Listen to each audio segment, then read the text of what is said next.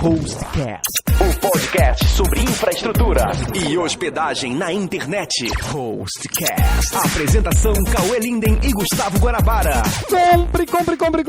Compre. Foi isso aí que o chefe do Pecim falou pra ele quando levou ele pra lá. Tragam todas as grandes empresas, as melhores, e montar aqui o seu departamento de hosting. E hoje a gente tá aqui com ele, Pecim, um grande amigo do mercado. E aí, Pecim, tudo bem? Tudo jóia, obrigado pelo convite. Tamo aí, com um pouquinho de medo, né? E o mais legal, Cauê, que as pessoas vão arrancar seus cabelos agora, é que o Pecim, ele é diretor de onde? Do Wallhost. Não é tá de bobeira não, Já cara. trouxemos aqui, no primeiro gravamos com Norma da Mata, ex-Terra, ex-Zig. No segundo gravamos com o Vicente, que é o presidente da Abrahost. Terceiro gravamos Ariel e Bruno. E agora, Pecim. E agora o Todo-Poderoso, capitão de navio. Que tal qual o Jonatas Abbott vem sendo citado em todos os podcasts, é isso. Então, um grande prazer ter aqui o Pecim e, assim, vai ser um papo... Você acha que vai ser um papo legal? Vai contar tudo, cara. Cara, só sai daqui depois que contar tudo. Então, vamos lá. Vamos primeiro às notícias do mercado com Paul, Lisane Monteiro, e logo em seguida a gente bate um papo muito legal com o Pecim.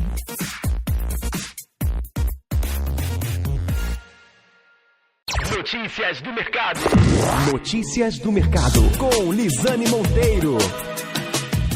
No próximo dia 1º de maio, chamado o Dia da Revelação, a ICANN divulgará quais serão os possíveis novos domínios e quem os requeriu. Em seguida, será aberto um processo de comentários, onde qualquer pessoa interessada poderá fazer considerações e objeções para os analistas que avaliarão os requerimentos para as novas extensões. A publicação dos novos domínios está prevista para 2013.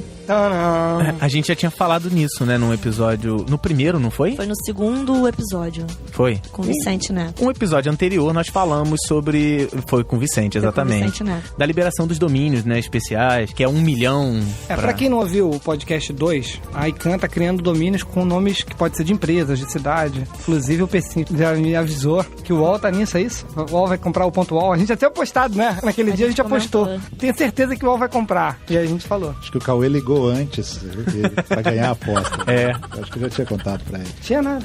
A gente chutou porque é uma coisa meio óbvia, né? O UOL tem um domínio pequeno, ponto UOL, e é um grupo muito grande. E sobretudo tá na vanguarda do que tá acontecendo na internet. Também. Ainda que a aplicação efetiva não esteja muito clara, mas a gente, sim, seremos um dos listados. Pô, que bom que você estava dizendo isso, porque a gente não conseguiu ver uma aplicação muito útil pra isso. Não, eu citei até uma. Qual é, Guanabara? Foi, você falou de Datim, por exemplo, é uma... Não, tem. Obviamente algumas são mais estratégicas, mas, enfim, tem aplicações.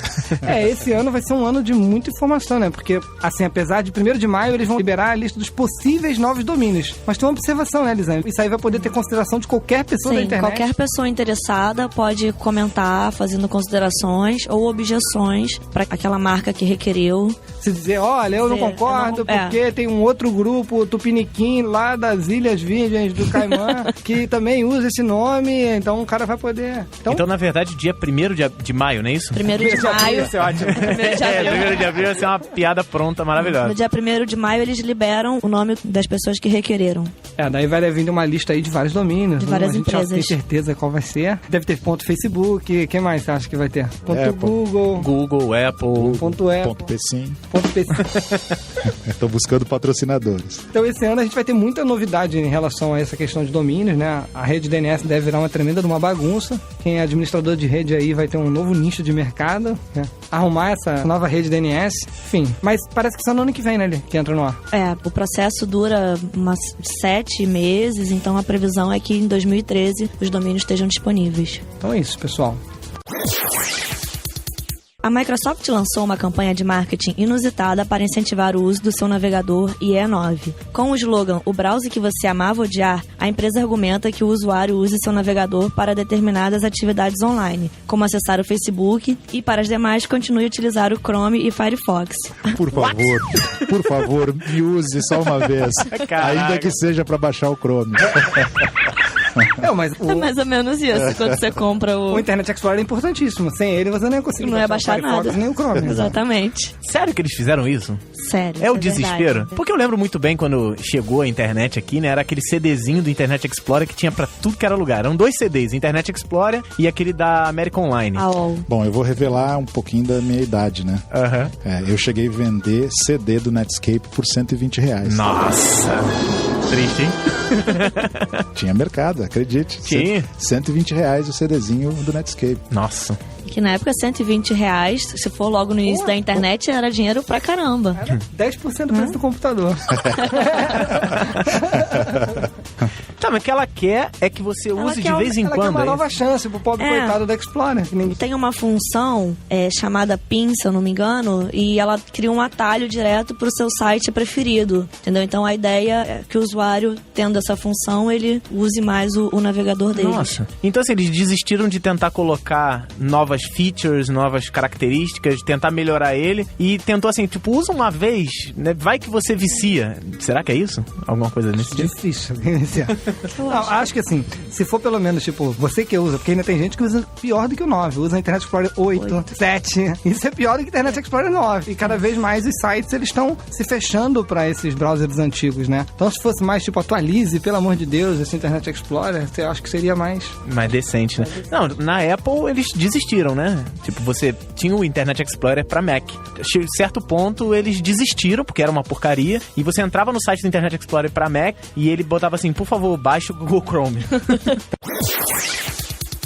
O site Pirate Bay está cogitando a transferência dos seus servidores para pequenos aviões não tripulados, localizados em lugares secretos e em territórios neutros, para escapar dos problemas que vem enfrentando com a justiça norte-americana e de outros países por disponibilizar arquivos protegidos por direitos autorais. Em comunicado, o site afirmou que desta forma suas máquinas terão de ser atingidas por naves para serem derrubadas, uma definitiva declaração de guerra. E quem vai pilotar esse avião é o ET de Varginha. Boa. Cara, o Pirate Bay sempre faz isso, né? Sempre faz essas gracinhas de tipo, dane-se, tenta me tirar do ar, que não vou conseguir, né? Isso é um pouco sensacionalista, né? Pra chamar atenção. Se fossem uns navios somalis, eu até acreditava. Cara, avião não tripulado. A intenção é que fique no oceano, em território neutro. Estão achando que isso é brincadeira, mas eu já tive informações, assim, certeiras do Peter Pan que eles já estão migrando pra Neverland. Peter Pan me garantiu que ele já tem uma nuvem lá em Neverland. Meu Deus do céu, cara. Pô, é sensacionalismo, cara. Eu não consigo pensar. Eu não uso o Pirate Bay. Você usa, Guanabara? Nunca. O que é Pirate Bay? Você baixa filme pirata, Pessinho? Não. Não, de jeito nenhum, né? Lisânia? Não, então... Não, ela aprendeu hoje. Eu peço pros meus amigos que baixaram. Quem são? Não posso revelar os nomes. Do meu amigo. Um amigo do amigo meu que baixa filme, então. Baixar filme pirata é ver, por exemplo, Piratas do Caribe no Netflix? Exatamente.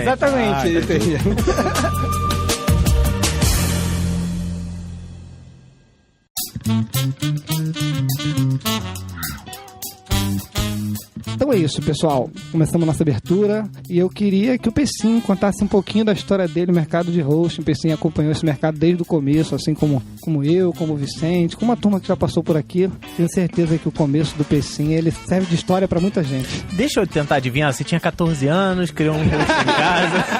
Eu acho que a gente tá repetindo. Eu vou fazer o seguinte, eu vou gravar essa história uma vez só e eu dou play quando convidar. Porque eu acho que todo dono de empresa de hospedagem começou com 14 anos no seu quarto alugando o servidor nos Estados Unidos. Adivinhei, PC? Não. Finalmente, uma história nova. Eu já tinha dito, se alguém chegasse com essa mesma história, a gente não ia passar. Na verdade, eu comecei velho, né? Nos 14 anos eu jogava bola, né? Não tinha computador. Não tinha internet. Não tinha internet, não tinha nada. É sacanagem falar que na época dele não existia computador. Não tinha, Tinha, né? Tinha. Sacanagem. Se é que dava pra chamar aquilo de computador, mas enfim, tinha. Bom, vou ter que encurtar a história, porque se for contar a história inteira, nós vamos precisar de 12 capítulos. Nossa. Bom, você já está convidado para os próximos 11, além desse. A propósito, quero agradecer. Nossa. Uma honra aqui é um prazer. Tá com o Cauê, que é o irmão mais novo que eu não tive. Guanabara, o ícone da internet brasileira. Que isso? A minha história com a internet, ela é daquela época lá de 96, 97, 98, né? Eu comecei trabalhando numa área de suporte técnico de uma empresa chamada Nutec, depois virou Nutecnet, depois virou Zaz, depois virou Terra. E no mercado de hospedagem especificamente, a minha história começa na Plugin. E a história da Plugin é uma história bastante interessante. Ela é diferente da clássica história do rapazinho de 14 anos que montou o provedor em casa. A Plugin foi montada por estudantes, né, lá da Universidade Federal do Rio Grande do Sul, como provedor de acesso à internet. Que era concorrente lá de UOL, de Terra, de Mandic. E foi um dos provedores, talvez um dos poucos provedores de acesso que não foi comprado. Na verdade, os sócios esperaram muito para vender e a bolha estourou. E eles... Too late. Exatamente. Eles acabaram perdendo a onda, né, de vendas de provedores de acesso. Mas acabaram indo para outros negócios. O Mercador.com, que foi um dos primeiros sites de B2B do Brasil, foi criado dentro da Vanity, que era, na verdade, o outro provedor que fez uma fusão com a Plugin. Enfim, outros sócios foram para agências de publicidade online, e a Plugin ficou à deriva, né? Nós estamos falando de pirata, estamos falando de navio aí. A Plugin ficou um barco à deriva, porque o acesso passou a não ter mais o mínimo sentido. Naquela época tinham lá os provedores, inclusive grátis, e o acesso perdeu o sentido. A Plugin começou a desenvolver sites, e aí descobriu como é difícil entregar um projeto, cobrar no final e receber o cliente ficar satisfeito. Até que um dia um pessoal viu lá um conjunto de servidores que estava ligado. O que tem nesses servidores? Tem sites aí de alguns clientes que tinham acesso aqui, empresas. E quanto esses caras pagam pra gente? Pagam tanto. Nossa, é metade da nossa receita. E que trabalho que esses caras dão? Dão muito pouco. De vez em quando eles ligam aqui. E aí nasceu a Plugin. Vamos criar uma hospedagem. Não, e é incrível, né? Porque, assim, nesse meio tempo se tentou de tudo. De se desenvolver site. A gente desenvolveu um aplicativo para gerenciamento de banners. Olha que ideia boa. Nossa, inovador. O negócio não funciona. Uma empresa que fez um negócio desse, né? Tal de Google. A gente só errou a mão. Enfim, viramos aí um provedor de hospedagem. Claro que aí nessa época a Localweb já era um provedor líder, né? E o nosso objetivo naquele momento era ser um concorrente à altura da Localweb. Acho que até 2005, isso até palavras do pessoal que a gente conhece da Localweb, realmente a Plugin foi o concorrente da Localweb. Depois acabou entrando para um mercado mais corporativo, vendendo data center, servidores virtuais, e por fim foi vendido para o UOL, onde começa a minha história. Eu acho que essa história que o Guanabara até falou, né? Muitos donos de hosts começaram com 14 anos, então teve um tempo em que o mercado não era profissional, né? Era, como a gente falou, né? O cara atendia Hostnet, bom dia, boa tarde. Que bom, só teu pai aí, né? Chama teu pai aí, moleque. E eu realmente lembro que a Plugin já começou um pouco mais madura, assim como a Localweb também. Então, elas tiveram um momento ali de mercado em que elas tinham um diferencial competitivo de já ser profissional. Só pra eu me situar, essa época que ele tá falando é a época que a Hostnet já tinha nascido ou ainda não? Tava também tudo. Isso era que ano, mais ou menos? Estamos falando 2001, 2002. Foi mais ou menos quando a Hostnet começou, quando eu tava lá na minha casa, treinando. Hostnet, bom dia. Nextel, era assim. E aí você passou da Plugin, você trabalhava com o que na Plugin? Você fazia o que na Plugin? Eu era o diretor executivo da Plugin, era um dos sócios. Né? A Plugin tinha uma composição societária bastante grande, né? O Jaime Wagner, que era o presidente, também era um dos sócios. Enfim, tinham sócios remanescentes da Plugin, sócios remanescentes da Vanity, que era o outro provedor que constituiu a Plugin. E o time que trabalhava com a Plugin também todos tinham uma participação, que é uma sugestão que eu dou para quem quiser empreender, fazer um negócio, uma startup, cria um grupo de boas pessoas, né? E dê participação para elas. Você tem uma chance bastante grande de ter sucesso no teu negócio. Você vai ter gente trabalhando para dar certo. E era verdade mesmo, a galera da Plugin, ela era sempre muito envolvida com o negócio, né? O Mocelin, o próprio Jonatas, todo mundo. Zé Paulo, Mariano. Mariano. Todos Zé Paulo não tive muito Paulo era financeiro. Tá lá, todos tinham uma participação, mas mesmo antes de ganhar a participação, vestiam a camiseta. Exatamente. Como a Plugin, empresa, a Plugin era muito parecida com a Hostnet nesse sentido, do fator humano, assim. A gente conseguiu criar um clima muito legal lá. E digo que mesmo hoje, né? Hoje a gente tem no Wallhost pessoas remanescentes da Plugin, da DigiWeb, da Insight, enfim, do próprio Wall. Mas a gente, mesmo numa empresa de porte grande, a gente conseguiu manter esse clima meio de startup, de empresa onde a gente veste a camiseta. Eu acho que esse é um dos grandes diferenciais do Wallhost no mercado. Então, na verdade, o Wall chegou comprando todas essas empresas. Não, vamos começar mais um pouquinho do começo, que eu acho que eu conheço um pouco da história do Pecim.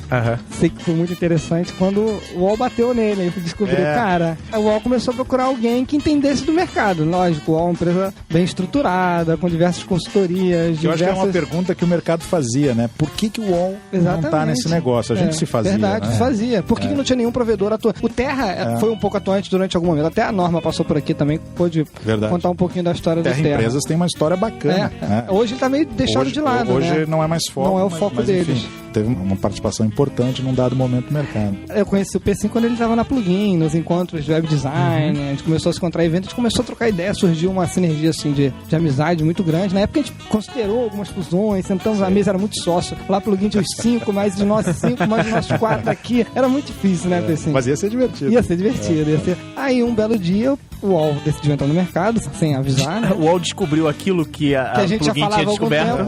Na verdade, eu vou jogar aqui no mercado uma informação que acho que o mercado não tem, né? As pessoas que são mais próximas conhecem essa informação, mas a culpa do UOL... Parou? Agora a propaganda e depois você... Aguarde, né? Não saia daí. Agora eu não resisti. Foi aquele momento tão... Vai, ele vai contar uma coisa. Tu fez igual o João Kleber. Para! Vai, mas eu esqueci e não vou mais contar. O que eu ia falar mesmo. Não, a culpa do UOL entrar no mercado é da Local Web. Eu não sei nem se o pessoal lá da Local Web sabe disso. E se eles sabem se eles estão gostando de ouvir isso. Eu já comentei isso para alguns mais próximos. Porque quando a Local Web começa a se movimentar para entrar na Bolsa de Valores, a tentativa dali do 2006... Foi um pouco antes da última crise. 2006, 2007, se eu não me engano. Ela postou, né, os seus dados financeiros na Bolsa. Eu li. Todo mundo no mercado. E aí é claro que o time do UOL, que monitora muitas movimentações, viu, opa... Tem dinheiro aí, né? Tem dinheiro aí, uma empresa familiar que cresceu, né, substancialmente. E aí se fizeram a pergunta que nós... Puta que pariu, por que esse dinheiro não tá aqui dentro, porra? Vai trazer alguém aqui pra trazer isso aqui pra dentro. Bom, e aí, enfim, né? E aí que vai mais uma dica pra quem tá começando um negócio, né? Invista em assessoria de imprensa. Porque, claro que a primeira empresa que o UOL se interessou foi a própria Local Web, as conversas não avançaram, e aí ela foi procurar quem eram os outros concorrentes da Local Web. E aí... chegaram a vocês. A Plugin tinha um trabalho muito bacana. Mas antes eles chegaram em você, especificamente.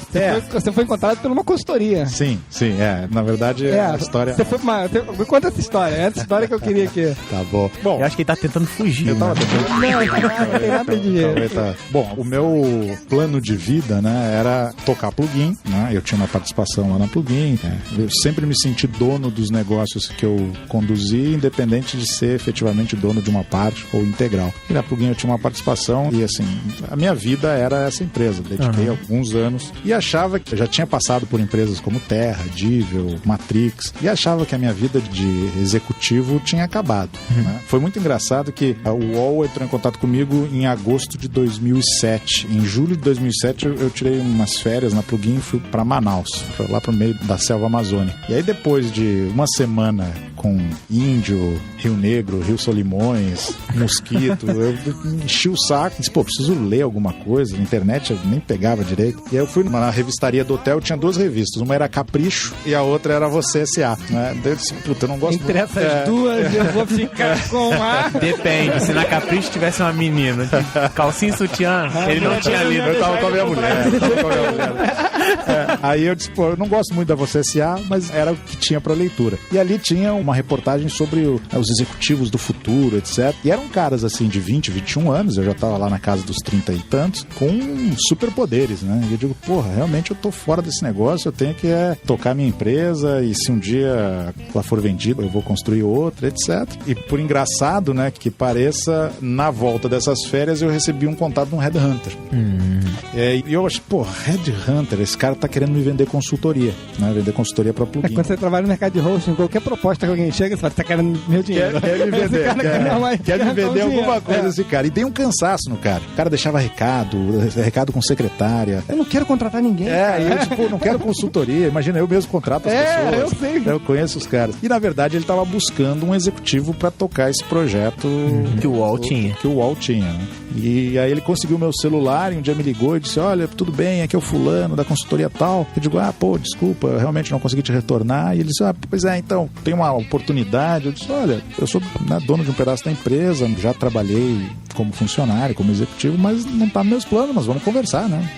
Aí foi engraçado que ele disse, não, tem um grande provedor aqui no Brasil querendo entrar no teu mercado. E aí, assim, no Terra eu já tinha trabalhado, no IG eu conhecia a turma, o Mocelin na época tava lá no IG, e o UOL, a própria Plugin tinha algumas parcerias com o UOL, né? Então eu sabia, assim, que o IG não era, que o Terra não era, sobrava o UOL. Eu disse, legal, é o UOL, né? O cara, não posso falar, etc. Não! Pra encurtar a história, uma semana depois eu tava sentado com o presidente do Grupo Folha, o Luiz Frias, que nesses 4 anos que eu tô no UOL, é um MBA na prática, né? Nesses últimos 4 anos eu fiz um MBA mesmo, porque ele é um dos top empreendedores do Brasil. Vai soar como puxa-saquismo, mas ele é um executivo acima da média. E 15 minutos de conversa, ele puxou uma HP, uma calculadora, e começou a calcular o valuation da Plugin, né? E eu disse, não, mas calma, né? Eu não sei nem o que nós estamos falando aqui. Não, porque aí tu vem, a gente compra a tua empresa, nós vamos entrar nesse mercado. Eu disse, não, mas vocês nunca quiseram, não, perdemos um pouco de tempo, mas o mercado era pequeno, agora faz todo sentido, etc. E foi realmente muito sedutor, né? Porque o nosso desejo na Plugin era a liderança, era ser grande, era fazer a diferença no mercado. Eu acho que aí a gente entra um pouquinho no assunto fusões, aquisições, etc. O caminho de uma empresa que queira realmente crescer, ela é inevitavelmente, ou você se capitaliza, né? Ou você se une com outras empresas, ou você vende o negócio. Chegou um dado momento que nós vimos a liderança da Localware extremamente consolidada, nós não conseguiríamos mais alcançar por falta de recursos, até por ter uma tecnologia eventualmente inferior, e ali eu vi uma oportunidade de continuar. Era a possibilidade de realizar o seu sonho, mesmo que não fosse o nomezinho Plugin lá no negócio. E de certa forma ele era o capitão do bar. Sim. Foi chamado para ser o capitão, né? Isso nessa época você já foi convidado para algum cargo, já esse cargo de diretor? Era para tocar essa nova iniciativa dentro do UOL. O primeiro homem do UOL. Eu sou o funcionário número 1 do UOL. Enfim, quando eu voltei pro time da Plugin para contar essa história, a minha história com eles começou assim. Eu disse, olha, nós vamos continuar com o nosso objetivo, que é ser grande, que é fazer a diferença nesse mercado. Legal. E a partir daí, assim, esses últimos 4 anos, a gente fez aniversário agora no mês passado. Quantos anos? 4 anos. 4 anos. Eu lembro quando o PC entrou. Ele já me ligou logo. Cauê! Vamos conversar! Vamos bater um papo. Estamos conversando até hoje. O Cauê é a menina mais snob. Já me ligaram dizendo, não, você já vendeu tudo. Sim. Então, cadê? Sim, eu não sei. Onde é que tá minha mesa lá? Apesar de ela estar sempre lá esperando. Eu quero um estúdio. Já tem. A propósito, falando de estúdio, eu quero fazer um convite aqui pra vocês. Não com todo o sucesso de vocês, mas a gente lançou, já tem umas 3 ou 4 edições do Wall Host T. Eu vi, ontem estava vendo. Eu quero convidar vocês dois pra gente repetir esse bate-papo lá no Wall Host TV. Eu sou tímido. Com a desgraça é o seguinte, que o pessoal ainda vai ver que nós somos feios pra cacete. Exatamente. Em alta resolução. Dá pra resolver. Então eu quero aqui, ao vivo, convidá-los pra participar de Wall Host TV pra gente continuar um pouquinho, aí vocês contarem as histórias de vocês. Essa é uma iniciativa bem legal que a gente tá tocando lá no Wall.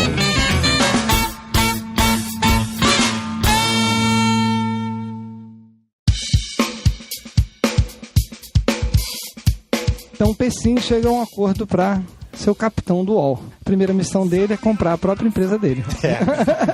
Na verdade, a minha entrada já é um pacotão, né? Eu até brinco, né? Que a Plugin era o ativo e eu era o passivo, né? Que veio junto com... que até hoje o UOL não conseguiu descontar. Mas foi muito legal. Foi um aprendizado. Claro que quando você tem uma cultura de empresa pequena e um grupo de pessoas entram numa empresa maior... Da noite pro dia, né? Da noite pro dia você tem um choque. E nisso o UOL foi muito hábil, porque ele montou estratégias de unidades independentes. Então, a gente teve a oportunidade de empreender dentro de uma companhia. Entendi. Então, assim, no fundo, era o mesmo time, só que agora com uma marca poderosa e com mais recursos para fazer o que no passado a gente não conseguia fazer. Porque, na verdade, eles não tinham nada, né? Então, toda a equipe teve que ser mantida, ou boa parte dela, né? Praticamente toda. E a partir daí, a gente começou uma estratégia que era, precisamos botar de pé uma operação. E a gente precisa de tecnologia, porque o UOL tinha tecnologia pro portal, mas não tinha uma plataforma para o negócio. A gente tinha visto algumas outras experiências de grandes empresas que compraram plataformas prontas, enfim, não tinham conseguido sucesso, e a gente não queria repetir, né, essa estratégia. E foi aí que a gente encontrou o Renato Weiner, né, que eu até brincava com o Renato, se eu sou o pai do Wallhost, o Renato é a mãe. Né? que foi ali praticamente o segundo executivo do Wallhost e que veio pro grupo para botar de pé a plataforma do Wallhost. E, paralelamente, a gente começou os processos de aquisição, né? Então, compramos a DigiWeb. Viraram o trem pagador da internet. Então, aí foi. Mas foi. No primeiro ano, foi logo o plugin, DigiWeb.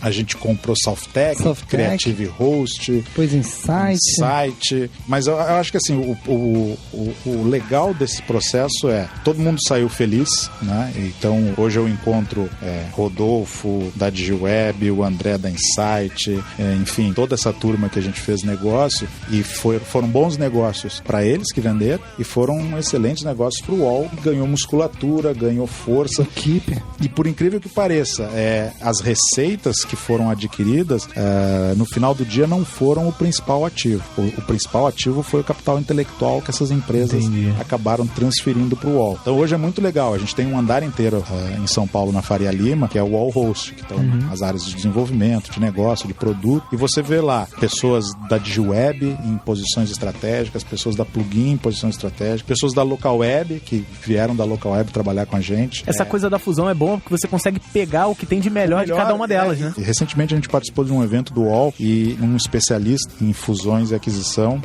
colocou exatamente o seguinte, que a certeza de uma fusão, ela não dá certo. O mais provável de uma aquisição, ela sair pela culatra. É mesmo? Que você conseguir fazer uma fusão, uma aquisição bem feita, é muito difícil. E o UOL consegue, né? E agora, mais recentemente, com uma grande aquisição, que foi a Divel, e você tem hoje lá os executivos do UOL, junto com os executivos da Divel, tocando. A Divel foi bem legal por causa do data center. Exatamente, né? Quer dizer... A Divel já tinha 2 data centers. Explica o que é a Divel. Pra quem não sabe, a Divel, a gente falou no primeiro podcast em tipos de hospedagem, quando a gente falou de data center, a Divel é um dos maiores data centers do país, assim, comparado só com a Tinext, eu acho, aqui são os 2 grandes players dessa área, e a Tinext mais voltada para a área de outsourcing. Perdão, eu tô voltando com o nome. A Tinext é antes da Telemar, perdão. A Tivit já é mais voltada para outsourcing, né? Já era um outro foco. Então, quando o UOL comprou a Divel, foi uma compra que o mercado nem esperava, eu acho. Assim, eu não ouvia um rumor de que... Eu acho que a Divel agregou muito pro UOL também. Sem dúvida. De forma de vender. E aumentou muito o preço do hack do mercado inteiro também. Valorizou o mercado de uma forma que... Tá falando um cliente, espero, satisfeito, né? Com certeza. Eu sou um cliente da Divel, o UOL Divel, né? Minhas máquinas estão lá. Bom, eu acho que assim, a experiência foi legal. E ela tem a base em cima dessa meritocracia, né? Quer dizer, se você tinha lá na DigiWeb alguém que entendia pra cacete de e-mail, bom, esse cara vai estar na cabeça do time de e-mail do Wallhost. Você tinha lá na Plugin um cara que entendia de banco de dados, bom, esse cara vai ficar gerenciando o banco de dados. É evidente que quando você junta pessoas de culturas diferentes, todo mundo fica meio incomodado, né? Pô, aquele incômodo inicial, né? Quem é esse cara? Quem é que vai mandar? Quem é que vai conquistar esse espaço? Pô, o cara chegou agora, vai ser meu chefe, ou... Enfim, eu tinha um esquema especial aqui na empresa, agora mudou. Mas assim, o que eu costumo dizer a gente precisa sempre ter um plano, e ter um plano de crescer e de conquistar mais territórios, mais mercado, porque a empresa vive desse crescimento, desse lucro, e porque as oportunidades para quem está dentro do barco acontecem à medida que o teu negócio cresce. Se você for uma empresa pequena, de 2 pessoas, e não tiver um plano para fazer uma fusão, para vender, para se capitalizar, você não vai ter novas oportunidades para as pessoas que estão dentro do barco. Então, ainda que fique todo mundo meio desconfiado, uma das coisas que a gente tem nos nossos princípios considere a mudança uma oportunidade. Esse é um ponto fundamental. Acho que nesse mundo de internet, né, se você não tá apto a navegar pela maré, fica muito complicado. Se você é muito sisudo em um só caminho, você tem que estar sempre conversando, sempre fazendo network. Eu acho que isso o Persim sempre fez muito bem. O Pecim sempre conversou com o mercado, sempre estava atento, né? Então acho que o UOL não podia ter escolhido pessoa. Hoje eu não vejo pessoa melhor do que o Pecim para fazer. Vocês estão rindo aqui.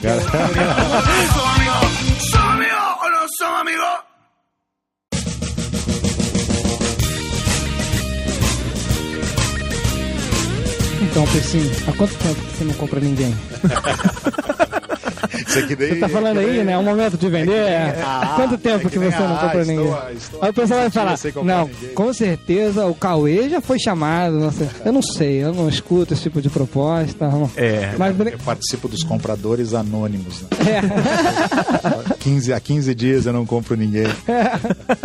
Mas e aí, o UOL, falando assim, do grupo inteiro, ele recentemente fechou o capital dele na Bovespa. Foi uma coisa que até o mercado não consegue entender muito. Normalmente toda empresa quer o quê? Quer abrir o capital dela para poder capitalizar, fazer esse dinheiro rodar, comprar mais empresas. Acho que o UOL conseguiu finalmente investir o dinheiro que foi colocado lá dentro e o pessoal ficou meio que sem entender. Tipo, ele fecha o capital, ele para de fazer aquisições. Qual é a situação atual da companhia? Não, do ponto de vista de bolsa de valores, os analistas já... Se você tem hoje artigos aí, tô escondido atrás.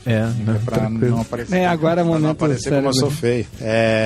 Acho que os analistas aí já construíram alguns artigos que são bastante conclusivos, né? Resumidamente, sobre a saída da bolsa, as ações do UOL não eram valorizadas pela bolsa, pelo mercado, né, da forma como nós entendíamos que elas deveriam ser. Por outro lado, os nossos concorrentes nacionais ou até internacionais não têm capital aberto e acabam tendo as suas estratégias escondidas, enquanto o UOL, como capital aberto, tinha que abrir a sua estratégia. Então isso também acabava atrapalhando, né? Mas enfim, se isso significa a gente deixar de fazer aquisições ou deixar de crescer, não, ao contrário. A estratégia é para que o UOL continue crescendo, oportunidades são analisadas e não foram suspensas, não paramos de analisar oportunidade em nenhum momento. É que o UOL, ele faz negócios que façam sentido para o grupo, né? Não vamos fazer uma aquisição só para dizer, continuam no mercado comprando. E muito mais não dá para falar porque é o segredo do negócio. Claro, que droga. Não se comentar muito. Mas enfim. Bom, já que mas fala aí, Cauê. O trabalho do entrevistador é arrancar algumas informações que... Mas se o Cauê quiser aproveitar e anunciar ao vivo a venda da Hostnet... Não. Bom, assim, eu tava falando desse ponto, eu sei. O Pecinho tocou num ponto. Quando você vende uma empresa, de repente você não tá vendendo... Depende do perfil do empreendedor, né? Não só uma questão do dinheiro, né? Você ganhar dinheiro. Você pode vender e passar o negócio à frente e botar um dinheiro no bolso. Mas às vezes o teu negócio ele tá tão ligado à tua vida pessoal, à tua satisfação, que eu acho que é o ponto um pouco da Hostnet, assim. Não é um valor financeiro. Talvez o valor financeiro já tenha atingido propostas que poderiam ser uma coisa interessante. Mas o valor que tá intrínseco no mercado, no nosso trabalho, é um pouco de sonho. E quando você tem um sonho, você vender ele, num dia você acha que vai vender, no outro você acorda e você tem aquele sonho e você fala, poxa, mas eu vou de bicicleta pro trabalho. Mas o padeiro vende sonho todos os dias. Todo dia, né, cara? Por 3, 4 reais. Não, mas eu acho que isso é um negócio bem legal. Quem tem a formiguinha do empreendedorismo entende o que tu está falando. E o que realmente me seduz no grupo e faz eu estar esse tempo no grupo é que o UOL é uma empresa que te provoca a empreender todos os dias. Se você tiver uma ideia, cuidado, porque provavelmente você vai escutar beleza, põe de pé, vê o que precisa para fazer. Vai que é tua. Isso para os profissionais é extremamente motivador. Com Quem certeza. Tem esse perfil consegue continuar empreendendo, sonhando mesmo num grupo, numa empresa maior. E eu acho que o UOL Host é prova disso. A gente tem hoje muita gente lá, né, que no passado eram donos e sócios das empresas que foram adquiridas. E aí falando não só do UOL Host, mas de todas as outras unidades de negócio do UOL, né, que estão lá por uma motivação de continuarem podendo realizar o seu sonho, desenvolver o seu negócio, de novo, né, sendo até repetitivo, né, com uma marca forte e com capacidade de investimento. Vou insistir nas aquisições. E esse rumor aí que saiu, acho que foi no site da Info, de uma provável fusão da Divel com a Tivit, garantindo o monopólio dos data centers no Brasil. Tô exagerando, mas será que... Apenas rumores. Apenas rumores. Apenas rumores. Tudo começa com rumor, né? Você dizer que a fumacinha lá...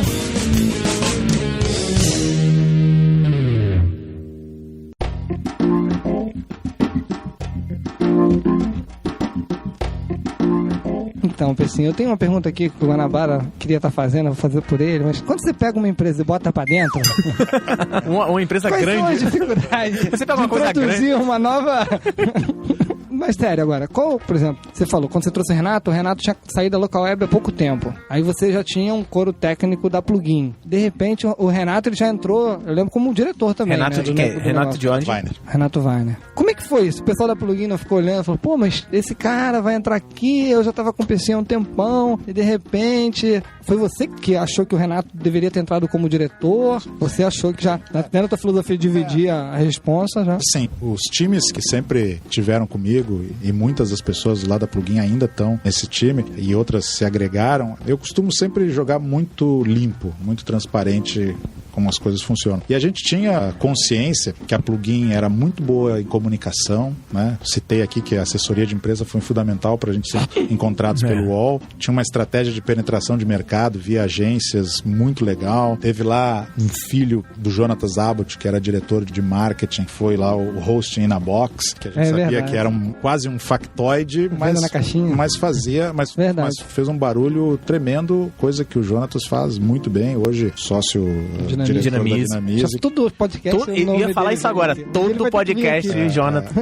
É uma boa conversa. Então, assim, a gente tinha consciência que na parte de tecnologia a gente tinha gap, que a gente precisava agregar. Né? E à medida que a gente precisava agregar, a gente tem que estar preparado para receber novas pessoas. E inclusive novas pessoas que vão ser chefes. Né? Daí o Renato levou uma galera da Local Web, levou umas 10 cabeças. Mas aí, a partir daí, a gente sempre trabalhou para não ter feudos. Né? Então, assim, legal, tem a turma da Plugin, tem a turma da DigiWeb, tem a turma que veio da Insight. Logo depois chegou a turma da DigiWeb. Exatamente. E aí o trabalho era exatamente o trabalho de mesclar, e aí nada melhor que a meritocracia para resolver. Sim. Quer dizer, o cara ter consciência que ele tá ganhando uma posição, um desafio, porque ele é bom naquilo que ele faz, não porque ele veio da empresa A, da empresa B, da empresa C. Eu acho que isso é a chave. Claro, falando aqui é muito fácil no dia a dia. Isso que eu ia falar, não é um conto de fadas, nem todas as vezes vocês acertaram. No dia a dia você tem que administrar muitas coisas, eventuais descontentamentos, enfim. Mas assim, eu costumo trabalhar sempre o que é melhor pro negócio. Às vezes o que é melhor pro negócio não é o que é melhor pra mim. E você, Pessim, com a tua experiência que você já tinha na Plugin, você acha que o que você já tinha adquirido serviu muito bem pra gerenciar o Wallhost? Ou você teve que aprender mais ainda, teve que gerenciar mais o seu conhecimento pra fazer isso?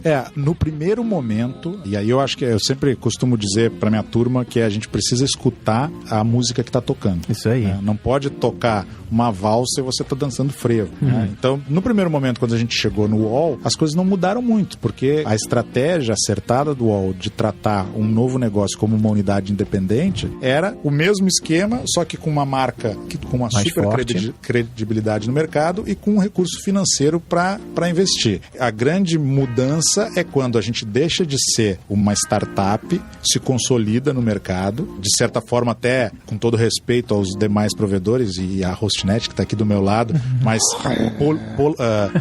acaba polarizando o mercado, né, em 2 players, e aí demais players com nichos específicos, um voltado mais para Linux, outro voltado mais para alguma aplicação de streaming, enfim, mas a competição de host acabou se polarizando lá em cima, o que não significa que não há oportunidades gigantes ainda para outras empresas. Sim. E agora, inclusive, com o mercado aí sendo assediado pelos gringos, né, HostGator, GoDaddy, HostDime, Amazon. Mas ainda é um mercado muito pulverizado, né? A gente ainda tem muitas empresas que... Então, assim, a transição que foi importante, foi o momento que a gente viu, opa, legal, para não ter um impacto muito grande, uma estratégia de unidade foi perfeita. Agora é a hora da gente crescer de forma organizada virada e virar uma empresa de porte grande. E aí algumas coisas mudam e as pessoas têm que entender que agora não é só bater ali na mesa do cara e dizer entra aí no servidor e instala essa DLL.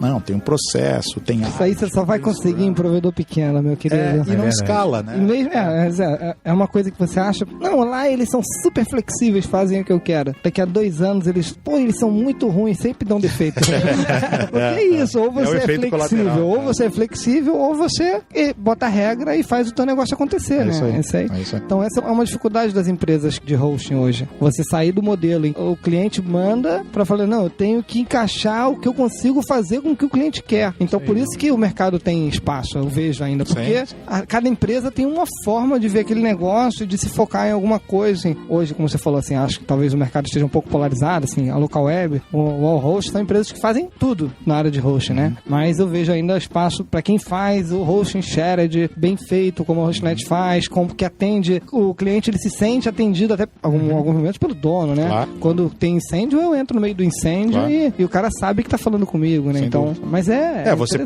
um negócio pode se diferenciar por tecnologia e pode se diferenciar por uma customização e um atendimento diferenciado.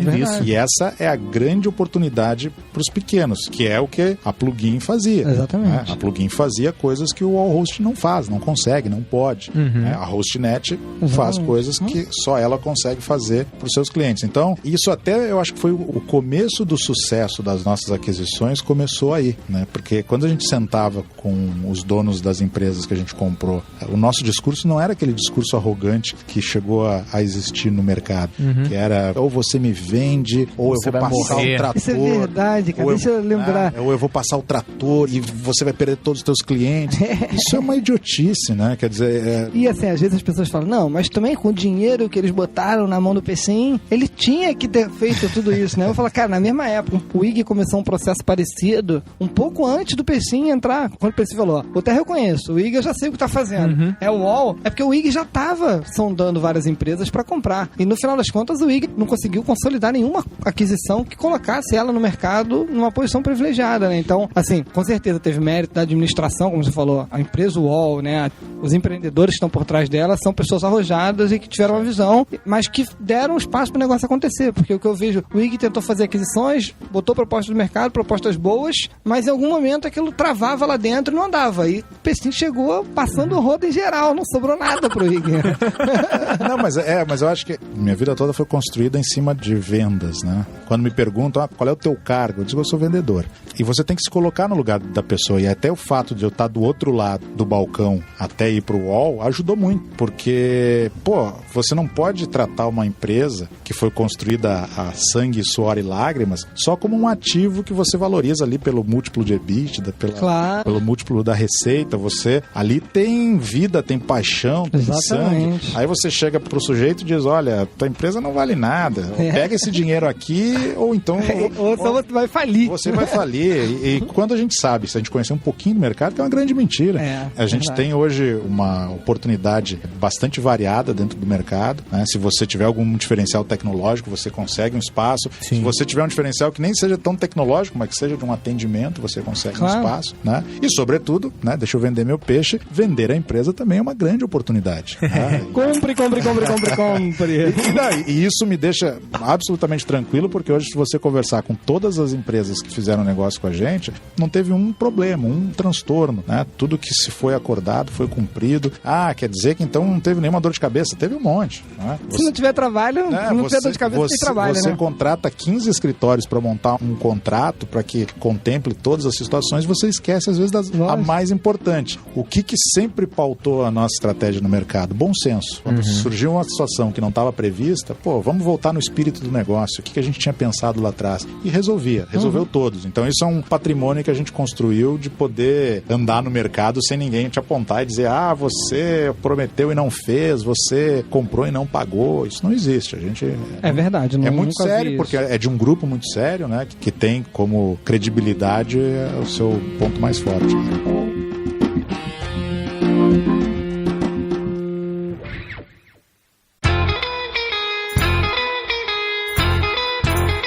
Então o Pessim tava falando da polarização do mercado, e daí pode ter parecido um pouco que já existe, tipo, o cara ou ele é local web ou wall host. A polarização não é monopolização. Na verdade, o cara pensa, não, eu vou criar uma empresa de host pra vender pro wall host. Não é bem isso.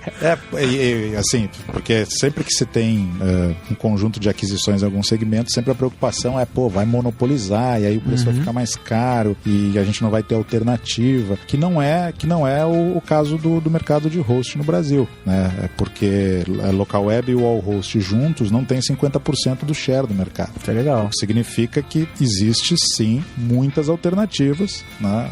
E concorrência é sadia. Eu gosto de trabalhar numa indústria que tem concorrência, porque a concorrência faz todo mundo tentar fazer cada dia melhor. Inovar, né? E o consumidor ganha com isso. Agora, é claro que a questão da escala, de você crescer o negócio, também tem a ver com você conseguir preço, né, um preço mais adequado para os clientes, conseguir uma estrutura com maior disponibilidade de serviço. Então, assim, nesse momento eu não vejo, e acho que está bem distante, qualquer risco de monopólio nesse mercado. A gente recebeu até a cartinha, né, do Ministério do Planejamento. É verdade, da entrada dos gringos aí, de investidores, mas não tem. Eu acho que isso é muito bom para o cliente, né? O cliente tem alternativa, cliente de host. Bastante empresa. E à medida que empresas de fora entram no Brasil, fazem com que os players nacionais se puxem, né? Para que os serviços... Porque até recentemente a gente discutia isso na associação lá, que seguidamente em associação se levantam bandeiras nacionalistas, né? Compre hosting nacional, não ponha seu hosting no fora. O consumidor não tem que ser nacionalista, ele tem que ter serviço de qualidade. Exatamente. Então eu iria para um outro lado. Tá entrando uma Amazon, tá entrando uma GoDaddy no mercado, vamos trabalhar para ser melhores ou tão bom oferecer, não se basear só na nacionalidade do negócio. Exatamente. Não ser nacionalista, e sim oferecer alguma coisa melhor do que eles. Exatamente. Isso foi pauta até de uma notícia que a gente teve aqui, que era realmente a entrada da GoDaddy e da Amazon. O UOL tem uma história bonita, né? Brigou já com a UOL. Já brigou com a UOL e a estratégia na época era Welcome to Vietnam. É claro que eu diria que a Amazon é uma empresa, um exército muito melhor preparado que a América Online. Mas enfim, nós estamos prontos e vamos brigar mais essa briga boa. De novo, quem ganha é o consumidor. A América Online já provou que uma gigante lá de fora pode chegar no Brasil e se dar mal, né? Eu acho que assim, qual é o diferencial das empresas nacionais, né? Parece ridículo, mas né? Suporte em português, por exemplo. É isso que eu ia falar. E eu acho que, eu falei nisso, vou repetir aqui, sempre válido, que a cultura brasileira em relação à compra de tecnologia, ela é muito diferente da americana. O americano, ele tá mais acostumado, tipo, olha, é isso aqui, o tutorial tá aqui, te vira. O brasileiro Fala o Cauê que tem de cadeira, né? Que tem ficado bastante tempo lá fora e... É muito diferente. A visão do brasileiro já é totalmente diferente. Aqui as empresas... Inclusive esse tênisinho é de lá. Esse bonitinho, né? É verdade. Ainda bem que a empresa é minha, porra. O dono vai vir. Não gostou, fala com o chefe. Mas enfim, eu acho que as empresas nacionais, elas pegam no braço do cliente e vão levando o carinha até o altar e casa com ele, tipo, e eu acho que é isso que vai ser. E talvez uma americana difícil. Não tenha esse cuidado. Não vai ter, a não ser que ele compre empresas nacionais e que é uma coisa que pode acontecer, né? Assim, acho que existe grande possibilidade de empresas já mais organizadas serem compradas, assim como aconteceu com o UOL, para poder servir de base para os interesses das outras companhias. Então acho que realmente não devemos temer a entrada dos concorrentes, mas sim estar atento e trabalhando no mercado.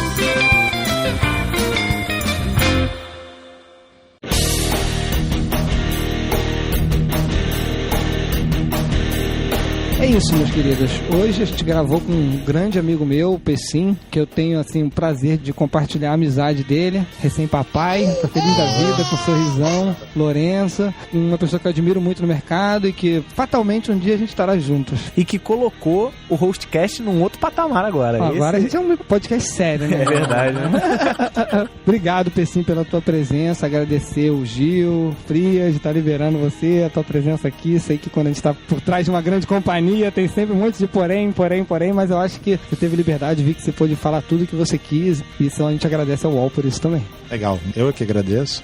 Já falei que o Cauê é o irmão mais novo que eu não tive, e é mesmo. Eu cheguei a falar em alguns momentos que era o filho que eu queria ter, né? Mas o problema é que eu não sou tão velho assim. Ele faz isso com alguns funcionários daqui. Eu não sou tão velho assim, teria que ter começado a minha vida sexual com 7 anos de idade. O irmão mais novo, tá bom. O irmão, eu tô satisfeito. Mas sem dúvida o Cauê é um cara que eu gosto muito, e se ele me chamar pra velório ou pra encher laje, eu venho pra participar aqui com o Guanabara de um bate-papo desses. Você já tá convidado pra outro. É moleza.